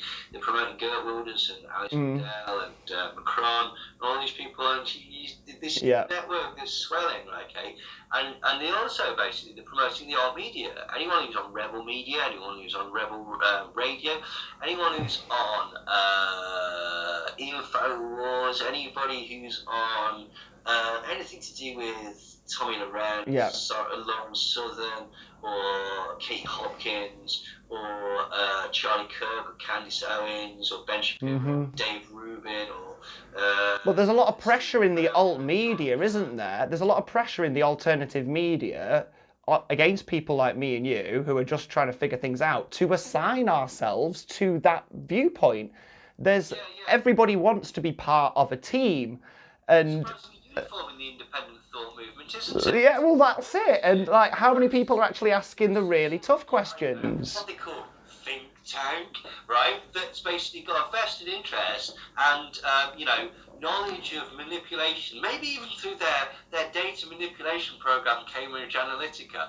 Maybe, just maybe, it's all of those things. Right, there was a really interesting thing, like somebody who I won't mention was pointing out that basically, when you look at the people who think masks are a good idea, or it's a good idea to stay in the EU, or that the virus is real, they're all left-wing. That's strange. What is it about the left-wing that is making them all think in the same way? And I was like, you're so close. You're so close. What the point is that the opposite, the opposing view, get rid of masks, sod the lockdown, viruses don't real, Brexit, Brexit, Brexit, Trump's a hero. That's all from the Heritage Foundation. Yeah. It's all Cambridge Analytica. And you were so close to getting it, and you just missed it by a few miles. And like, this is the point, is you need to sort of be able to like be aware that you're being conned. Yes. All sides, basically. Like, and nobody's got your best. One thing I always watch out for here is false dichotomy, because I think that's one of the biggest tools that these people use to keep us away from the truth, is they say you're either in that camp or you're in that camp. And there is nothing in between. You are not allowed to be somewhere in between. So I am not a proponent of exclusively terrain theory. I am not a proponent of exclusively germ theory. My understanding of the way medicine and the human body and psychology work indicates that it's somewhere in the middle. There is a role of the terrain. If our microbiome is not healthy, then that makes us more susceptible to disease. And I think and your mental state as well. Exactly. And, coming down to the real core now, because I want to make sure I get this point in. We're at an hour and 20 minutes, and I know you want to go and get your tea, and so do I, because I've not eaten yet either. The thing that people got to remember, especially now recently when we've had this big release from the CDC, only 6% of our reported deaths were down to coronavirus, and people are going, that's not what it said, Rick. But that's how it's being pushed. Do that, right? That's how it's being pushed, right? That 6% is the 6% with no COVID. Yes, yeah, agreed. That's a thing. Agreed. You didn't say that only 6%, exclusively coronavirus is what I said. I said only exclusively coronavirus, 6%. Yeah. And that is what they said, that 6% didn't have any other comorbidities, right? Yeah. That's exactly what I was saying, but the alt media are jumping on that now and going... I apologise, I thought you were jumping. No, I'm not. I'm concerned about this because, as we discussed the other day, the big number we need to be looking at is the actual excess deaths this year. Because whatever that number is made up of, and it will be made up of people who died exclusively of coronavirus, people who died of coronavirus with other comorbidities, there will be those people who never sought help because they were too scared to go and do it. There were those people who got a minor cough and were so terrified of the virus and knowing what it's going to do that they convinced themselves that they had a worse condition than they did. This is something that that's a counter to the placebo called the nocebo effect, where believing that you are being poisoned actually makes you demonstrate those symptoms. You know, it's almost a form of mass hysteria in that sense. And these will all be components within that excess deaths. The excess suicides, the number of extra cancer patients who died because they couldn't get the treatment that they needed because of policy changes. And that is the number that we need to look at when we're trying to actually determine the impact of not only coronavirus, but the whole situation and crisis in itself. Because yes, I believe there was a virus. Yes, I believe people have died exclusively from that. Yes, I believe that there were people who were already ill, who wouldn't have died had they not caught it. But I also believe that there's so many people who will have made themselves physically ill and will have died as a result of policy because of putting, patients into care homes and stressing an already, stressed system and everything else that's going on. And we need to be really cognizant of that number, because that is the big number that we need to be, questioning and finding out what exactly has caused that many people to die. Yeah, and that will absolutely, and this it just gives us a better indication than the current figures that we've got, because essentially the current figures, there's a lot of here's where there's a lot of jiggery-pokery to present the best. Agreed. Stat. Now here's a.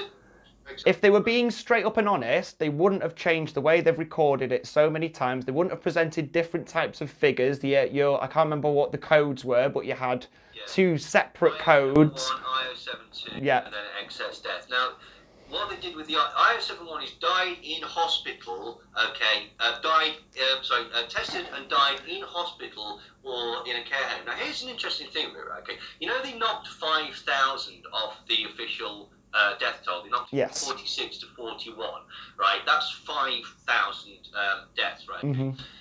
They've got IO71 deaths, right? Okay, which means that they all occurred in hospital. Just because they occurred 28 days after you got the test, they should not have been taken off the thing. What they did was they mashed that together with. There were about 4,000 people who died outside of hospital. And potentially after 28 days after their thing. Doesn't mean but they mashed the figures together. So let's say that of all those people, all those 4,000 people, they all got better and then got hit by a bus. Were completely better. That's pretty damn unlucky. Yes. Right, fine, let's take those 4,000. I mean, unless they were all on the same bus. Exactly. Maybe they're all on the same bus. But where are you getting the other 1,000 from? Why have you rounded it up to 5,000? Yeah. Right? So those would be people who died in hospital. That was just a sneaky way of them just trying to take a chunk off. Right, okay. And this is the point. It's very difficult to determine death in regards to particularly novel things like this. So, because the body's a complicated thing, and determining death is always a difficult thing. Anyway. Yes. What we know is that basically, say this is a novel virus that is about within people's immune system, and hopefully it's getting better. In as much as it's becoming less dangerous and less likely to kill you. The problem that is that again, it's an emergent thing, and particularly if it has got these elements of gain of function and other tinkerings with it, like that, we don't really know what the long-term effects could be. And it's difficult to say really. And again, I'll just keep going back to this. I totally agree with you. In regards to those scenarios. None of those scenarios should have happened. No, they shouldn't. To happen. And we need to figure out which entities were responsible for pushing this and for all the various different things that are involved, because ultimately we need to be able to bring these people to account, don't we? As a species, these parasitic entities, and that's all I'm going to call them because I think that is the most apt description of them. They live off sucking the life out of people by various methods. And we ultimately need to somehow bring these people to account. Because if we don't, at some point, we're going to turn round and we're going to be in the middle of, you know, Brave New World 1984, and people are going to go, what the fuck happened? And I think it's important for everybody to, you know, whatever your position on this is, to have a line in your mind and know that that is too far. That is too far. And the moment that happens, I am going to say no. And when that line arrives, don't you dare step over it, because if you step over it, your kids will pay the price for it, and your family will pay the price for it, and your friends will pay the price for it. Yeah, totally. I think you're absolutely spot on there, mate. And I think that the point that you made earlier ties into that, with the where you've got to be in this camp or this camp. You can believe the virus is real, believe that it's survivable, right? But also be very aware that people are going to use this to take advantage of you. Yes. They're going to basically, you know, force you to do this or force you to do that, or they're going to do it to expand power or to make money or whatever. And that's the thing. I don't understand why these. Well, I have my suspicions of why these things are mutually exclusive. But it basically, to me, it all boils back down to the influence of Council of National Policy and Heritage Foundation. And my friend John Brisson made a very interesting point that sort of made me feel a bit, oh God, it's that, isn't it? That's it, isn't it? You've got, you know, the people who are pushing this concept of hashtag new normal. Yes. That's the CFO. That's the Council of Foreign Relations. That's left wing. Okay, and I don't agree with that either. This isn't the new normal, right? This is a transition period whilst we sort this shit out. Right? Yes. But so I don't agree with that. I don't agree with pushing this to the new normal. I don't like the idea of a cashless society. I don't like the idea of the continuation of the normalisation of face masks. Although I do actually believe that they help. I will stand up here and just so people know, we're not, you know, an echo chamber here. I am not an advocate of masks. I have a completely different opinion. We'll cover that. I would really like to hash that out with you, but we've not going to have time to even begin touching on that today. So we'll save that for another video, because there's plenty more fat to be chewed and plenty more meat to be had on this subject. And we don't have to agree on everything, Rick. This is the point. Exactly. Okay? This is entirely the point, right? Okay. It'd be bloody boring if everybody agreed on anything, right? Okay. Like, my friend, right? I listen to black metal, right? Okay. I listen to rap and lots of different things. Yeah. I really like black metal, and the more abrasive and horrific and stupid. You've got a bit of a Johnny Rotten look of you anyway, mate. Huh? You've got a bit of a Johnny Rotten look about you anyway. I do like, you know, I like Bad Brains, and I love the Sex Pistols. Like, I turned into a 14-year-old girl when I met Glam. I was even worse when I met Ignorant from Crass. And they were great, both really great guys. And Mick Jones from The Clash as well. Anyway, black metal. But the point, yeah, thank you, because I forgot what I was talking about. Like, they hate it. They fucking hate it. Like, I put it on the car, like, oh, what is this? It's like, this is Zaster. Shut up and listen to it. What is this? It's like, this is Leviathan. Shut up and listen to it. Right, okay. Who the hell's this? This is Tarka. Just shut up and listen to it. Yes, it's terrible. Like, we can get on. We can still be friends, right? Okay. My mate, like, my closest two mates, really into football and snooker and sports, right? I hate it. I hate it. I used to play, but I can't stand it. I'll go watch it live, right, okay, and I'll watch it if it's on the telly, but I actively seek it out. I'm the same with football. I love the game. I love playing the game. But the game of football that you play now is not the game of football that's on television, and I'm not even remotely interested because of that, because I can't relate to it anymore. Anyway. The thing is, okay, you're not going to fall out about that, are you? No, of course not. Your something is a thing where you don't have exactly the same opinion. Exactly. Okay? And I think a lot of people put too much too much importance on being in a zone. I think that's a lot to do with echo chambers, a lot to do with social media. Okay, but I think, and this is where the idea that John had comes into it, because you've got one side pushing the new normal, and you've got one side saying, this isn't even real. Yeah. Right? Okay. And what's the end point of that? Right? It's not getting solved. Yes. It's not getting solved because you've got two completely different things that are going to do this and fuck up each of their things to the point where it just rolls on and rolls on and rolls on. And you know what? What's going to happen if it keeps rolling on? You know that new normal? That's going to become almost impossible to not do. Yes. Through pissing it up so very much by telling people stupid shit that basically just exacerbates it and exacerbates it and exacerbates it, that they're working together. Yeah. It's the mafia. Mm-hmm. And there's a lot of people involved in this as well. Right? That's the end game. Yeah.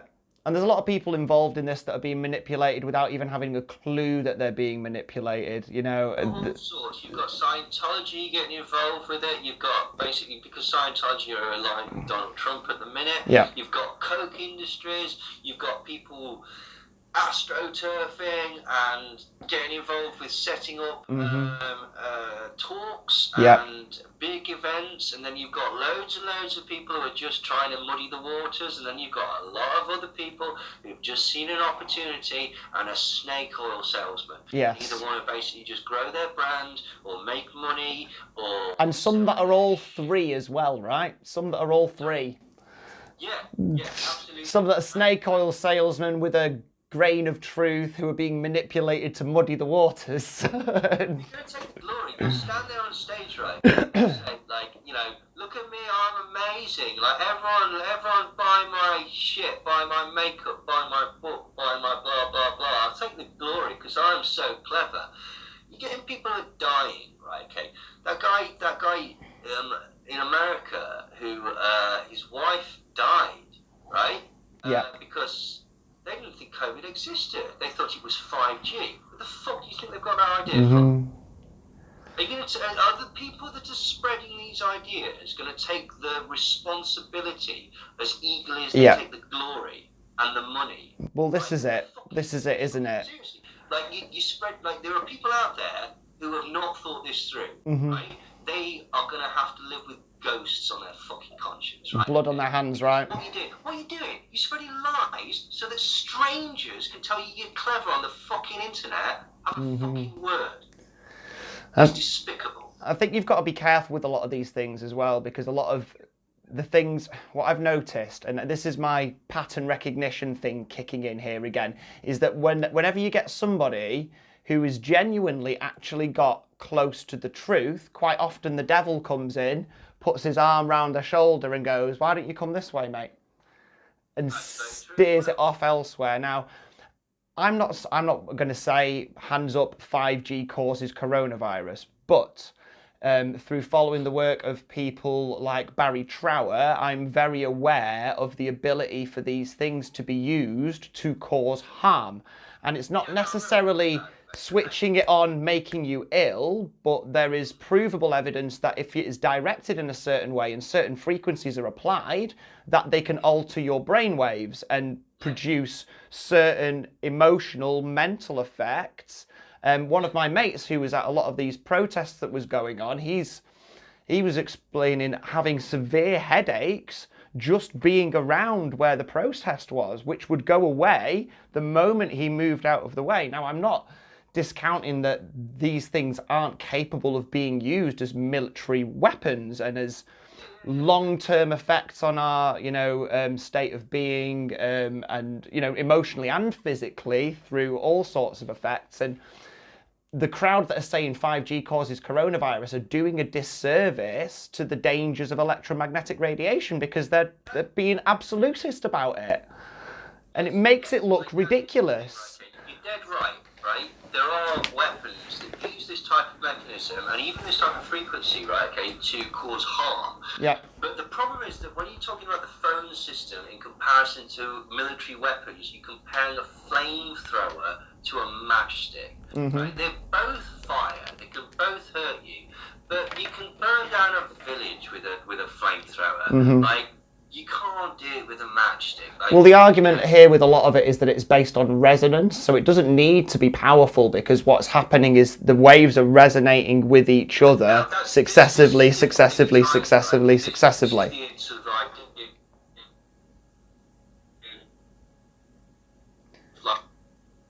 Sorry, Neil, I lost connection. Can you just go back like 10 seconds and start again? I got really crappy signal there. Okay. No, again, but this is the same area, but it's not the same device, right? Okay, what you're talking about there, and again, is something that I'm perfectly well aware of, like, is things like, you know, electronic smog and background noise and EMF fields, like, affecting people's mental health and well-being, and particularly sensitive people having health problems for it. There's a girl at my school, right? Okay, and we used to do it for fun. Put a digital watch on her. Put any watch on her, and it would stop. She could stop watches. This girl. Wow. Okay. Yeah. That makes She could literally stop time. This girl. Like, and these things are a real thing, but you gotta. There's a muddying of the waters where people go for a very sort of simplistic thing. And what's interesting is that everything that's been said about 5G pretty much was said about 4G and 3G and 2G, tetramasts, and the original mobile phone network. And there's an element of truth to it. But when you get twats coming out basically saying, "Oh, it's going to fry your lungs, man," it's not going to fry your fucking lungs, right? Okay, like. Well, there's evidence that the Tetra thing actually increases aggression, wasn't there? And Barry Trowell was. There's evidence that tetramasts increase aggression. Those are real things. It's in the Jim Keith book, which name Operation Mind Control or the other one. Yes, absolutely. These things are real. Again, half my first book is about electromagnetic weapons, synthetic telepathy, and microwave applications and stuff like that. The power needed for these things is incredible. Now, I'm not saying that none of them exist, but there's a really, really simple way to test, like 5G and stuff like that. Put a jar of flies in front of it. See what happens to it. Do an actual experiment and look at it. Just go and do it. Try it. And if you do that, you'll be able to go, shit, we've got a real problem here. Yeah. You might be right. I don't think they're right, but they might be right. And there's an element of truth to it. Like, there's an element of truth to it. Like, but again, like, this is the thing, right? Okay, you know when you've been in this game, yes. You start to realise that some of the people involved with it are just fucking mad. Yeah. And some of the people involved in it are fucking liars and grifters. Yeah. Right? They don't give a shit, right? They want to do. And some people are simply misled, right? Huh? Some people are simply misled and misdirected. Yeah, some people are misled as well, absolutely. And you know, some people just get it wrong sometimes, because everybody fucking gets it wrong all the fucking time, okay? And again, this ties into the social media aspect of it being like a bad thing to make a mistake, like, that's it, your career's done, he's pwned, like, he can't be trusted anymore. It's like, it doesn't work like that. It doesn't work like that all the time. No. Of course, there's some things. It's like, you know, when you find out that Zen Gardner was fucking kids, it's like, yeah, well, he's done. He's done. Yeah. Like, done, gone, off you fuck. Like, that's it, right? But we're humans. People are humans and they're fallible, right? Okay? And they're also stuck in the same six system as the rest of us, aren't they, as well? They're all stuck in the same six systems, so they're all trying to make sure they're looked after. So, you know, at the end of the day, people got to pay their bills. So you've kind of got to factor that in as well. You can't say everybody who tries to, you know, make a couple of quid by speaking the truth should be immediately distrusted. But then again, you got to look at the guy who's selling his time for £1,000 an hour, right? The life is complicated, right? This is the problem. And people are complicated, and life and people is infinitely complicated, because, as you say, this is the point. And this is what, like, again, I don't actually. I think some people with the coronavirus, the reason that basically they're sticking with this, like it's bullshit, viruses don't exist, etc., is purely because they said that in February. Right? Yeah. And they don't want to change their mind. Yes. Right? So they're doing increasingly stupid mental. Keep talking. I've just got to plug in, mate. Give us a second. Keep talking. They'll just do increasingly stupid mental gymnastics in order to basically like justify their position. Like they started off by saying the virus isn't real, then they said it wasn't as bad as the flu, and then basically they all suddenly went to, well, it's obviously like doctors and nurses murdering patients, because it couldn't be that I was wrong. It couldn't be that there is actually a virus. No. It has to be something far more convoluted and complicated that gets me off the hook for saying that one shit 2 months ago. And that's it, really, dude. Like, it's. So, what would your let's kind of wrap this up, because we've been going much longer than we ever planned. It's getting really late, and like I say, we both need to grab something to eat and wind down for the evening. We're actually on 10:30 about, so you've got an idea of what we're doing here. But if you were to give anybody one piece of advice with regards to how to actually really approach this in a truthful manner and to recognise your own biases and that, what would you give as a piece of advice to someone trying to figure out this mess for themselves? I mean, that implies that I am immune to it, and I'm sure I've made mistakes, and I'm sure that, people might notice that almost everything that I've found out this last 4 years seems to tie directly back to the Heritage Foundation. Now, is that because it does, or is that because, like, fucking hell, Neil, get your Heritage Foundation glasses off? Now, I think it's because it does, but perhaps I'm a bit too invested in that or whatever. Like, I wouldn't say too invested, Neil. That's kind of where your specialist knowledge lies, in seeing how these people psychologically manipulate each other. And I think it's part recognising our strengths in this and running with that and accepting that we need to be interested in something to research it enough to make it worth it, right? So, that's why I listen to everything that you've got to say, and I take it, with the due diligence that I know you pay to it, and why I think people should, at the same time, take what I say, because there are things that I'm very interested in, and I have done my due diligence, and I understand what's going on with it. But at the same time, when it comes to specific details of other things, I would defer to your own knowledge, because I can see the amount of research you've put in. Does that make sense? Yeah, no, and this is the thing, really. I mean, you've got to be sort of like... I think everyone should take it a lot less seriously, to be quite honest. Like, because it's like factions now, isn't it? Like, I could not believe, actually, this is true, I was going to say I could not believe the level of shit I got when I said stuff about coronavirus that went against the grain, but actually, no, I totally can, because it's exactly the same shit that I got when I talked about Cambridge Analytica and Brexit, and guess what, I was fucking right about that. Like, but, it's like I said earlier, it's surprisingly uniform in the independent thought movement, and there's lots of reasons for that. But I think that everybody can be perhaps, and I don't know really, man, because like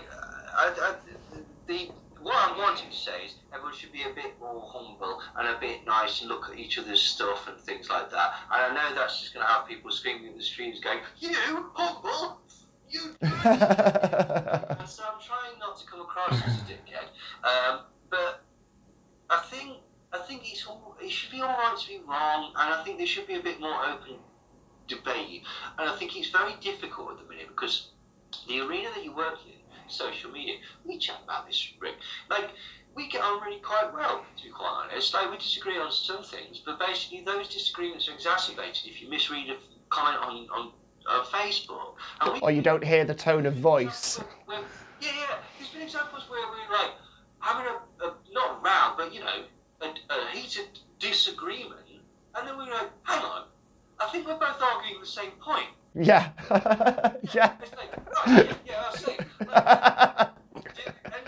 And so this is a problem at the minute, is that basically everything's so now, and everything, you need to distill it down to like a soundbite as well. Yeah. Like, it's bizarre. Like Noam Chomsky said this ages ago, right? Okay.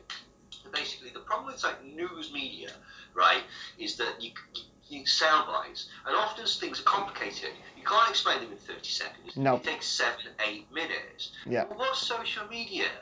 Social media is the news. We're all on the news. Yeah. We're all the news. We're Huey fucking Lewis, right? Like, we're the anchor. Like, that's it. We're disseminating our news. Yeah. We haven't got time to argue with this channel because they're biased and they're Fox News and they're CNN and whatever, right? And this is the problem that basically, and again, this is ironic because this is what I do, but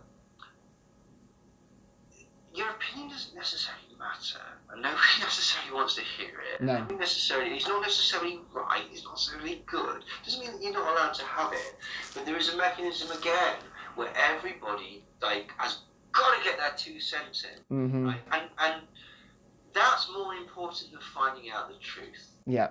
And we're kind of getting a bit to this sort of destruction of intellect that we were discussing the other day, whereby people have been encouraged to believe that there is that all opinions are valid, when in reality some opinions are just objectively wrong. And I'm sorry if that's going to offend you, but no, not sorry, mate, because it is objectively wrong. You're telling me the sky's green and it's blue. If you refuse to look up and see that it's blue, that's not my problem. You can tell me it's green, but I can tell you it's wrong. This is the problem again, because I'm very conscious that I'm trying to, I know how to do this. You'd be surprised how few people know how to construct an argument, or basically test a premise, or construct an essay. Yeah. And these aren't things that you do. You have to learn these things. You have to say, okay, well, what's the argument, or what's the evidence? Okay, how sound is it? What's the sort of pros to this? What are my premises? What am I taking as given that is not even considered in the argument? Do you know what I mean? You've got to take those things into account as well. Another sort of problem that basically a lot of these premises come from a point where it's like we're already assuming that the virus isn't real, or the exactly. It's like we must resist the lockdown. Why? Because eventually they're going to put microchips in it. It's like, do you know how many steps there are in between those things? Not to say don't be wary of the end goal. Yes, but saying A leads to Z is a logical fallacy, isn't it? Yeah. It's like this, making us wear masks. The next thing, we're enslaved. And it's like, yeah, I do remember when, after well, I'd argue we're already enslaved. Microchips in our testicles. It's like, oh no, that didn't happen, did it? Oh no, it was just a method to try and stop a problem. This is the point. The problem is, mate, it's like what we're going to talk about is nuance, right? Okay, everybody says stuff like, it's on the BBC, it's bullshit. Fuck off. You found out Al Qaeda was fake through the BBC, through the Power of Nightmares. Yeah. Okay, so that it's this throwing the baby out with the bathwater thing, isn't it? Thank you. That's exactly what people are doing. They're saying, well, that person is on the right wing and I'm on the left wing, so I'm going to throw everything they say out of the window, baby, bathwater and bathtub. Do you know what I mean? And Neil doesn't believe that Brexit's a good idea. Fuck him and his stupid haircut. And it's like,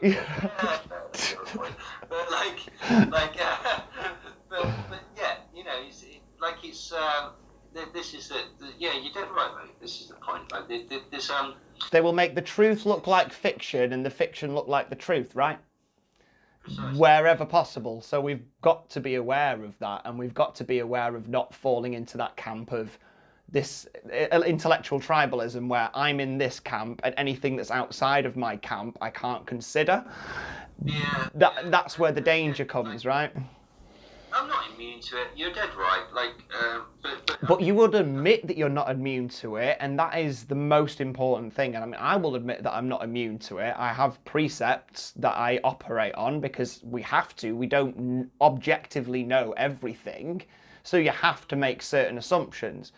And the key to debating with someone is making sure that you're sharing those same assumptions, because then you can discuss your conclusions.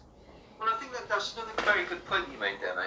It's basically it's like what we were saying on the phone call, when someone says, "Oh, I'm a libertarian," or "I'm a lefty," or "I'm a conservative or whatever label they have. It's like, I don't know what that means anymore. No. Like, because basically what it means to me might not be what it means to you.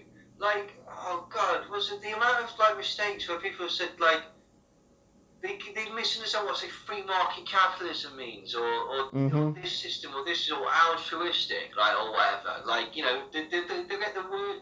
People make mistakes, right? Okay. Yeah. Because life's like complicated. Sorry, I'm swearing too much. Like, because life is complicated. So this is the problem. Again, you're right. What you need to do is you need to very calmly say, what we're discussing. What's that? What do you mean by that? What do I mean by that? Yes. Okay, fine. But it's incredibly difficult to do that on Twitter or Facebook, where basically, you know, you've got an audience watching you. And that's another thing about social media. It's like, even though you're alone, you've got an audience watching you. No, I can totally agree with you on that. And I think like it's important to stop and ask questions about another person's point of view, because that's how you first come to.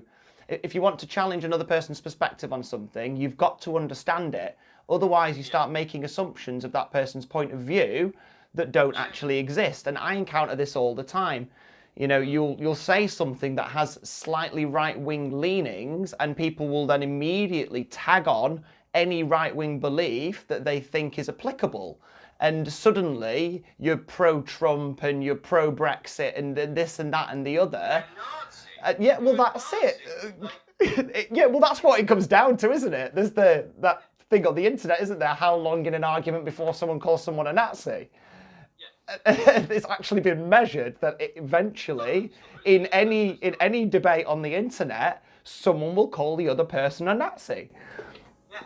Yeah, this is it. Like, you know, it's death, man. Like, but again, this is the point. You've got to not take it that seriously. No. Like, it's yeah, it's exactly what you said.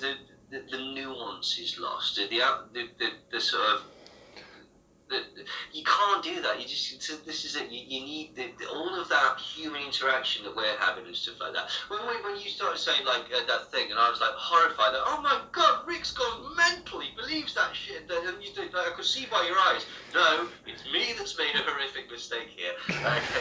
But you lose that communication, don't you? Yes. This is the problem, man, dude. Like, is that basically like, you know.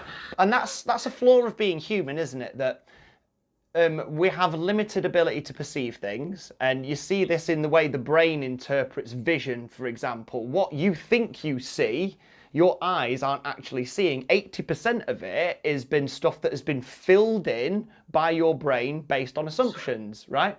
Totally.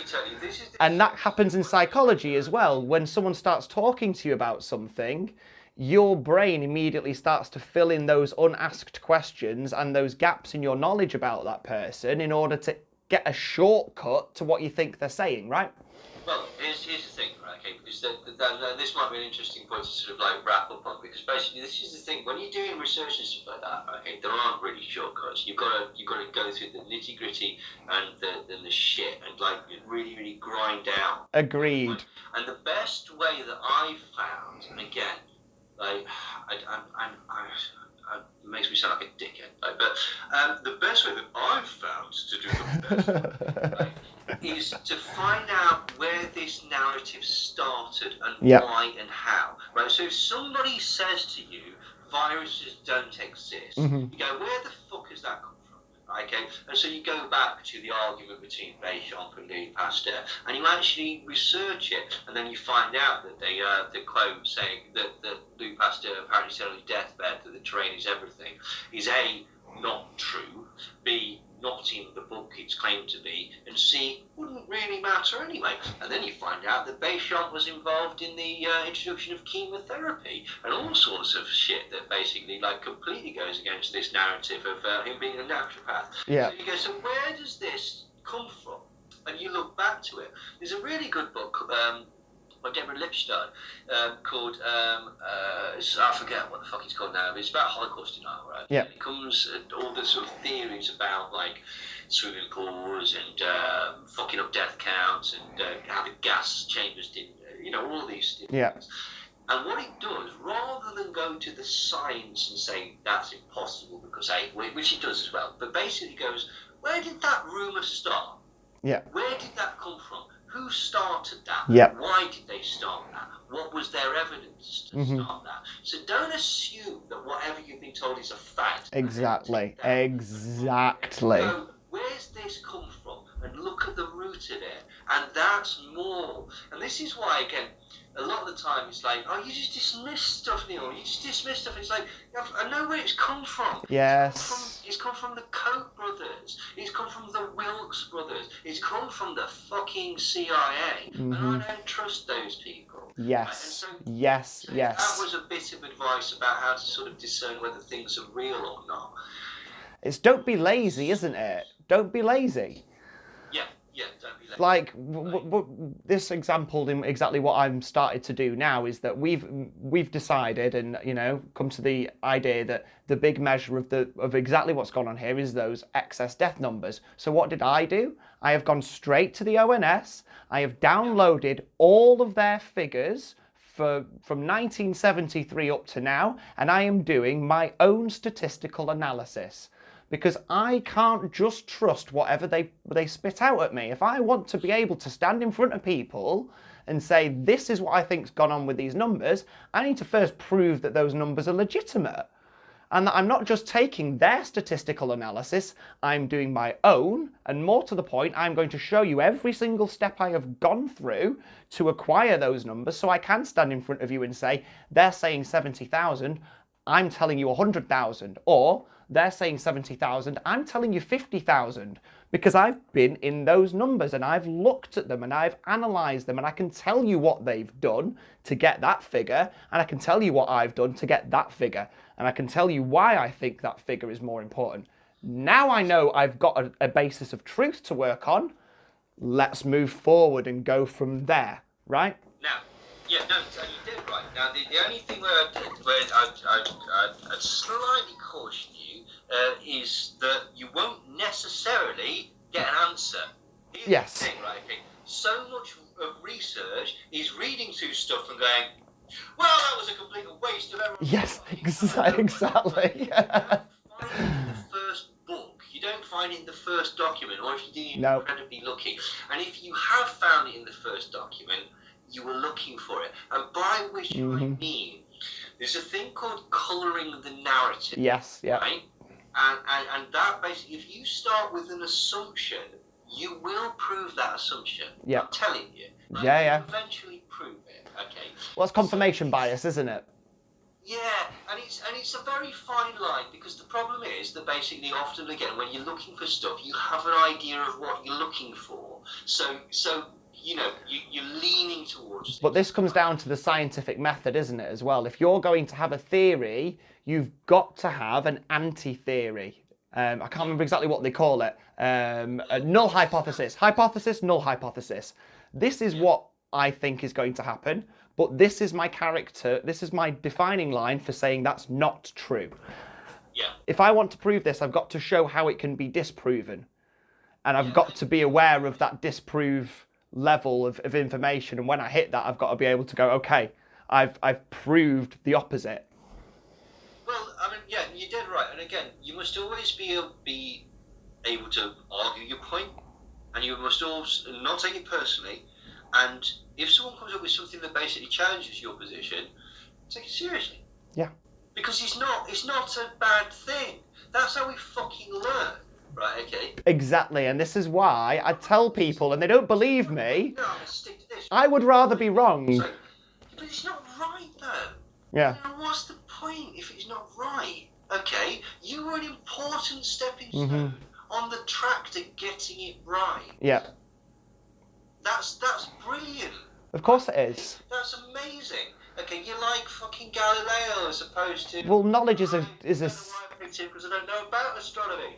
But, like, you know what I mean? You like... Science is a corrected series of errors, and it always has been. It's been wrong for far longer than it was ever right.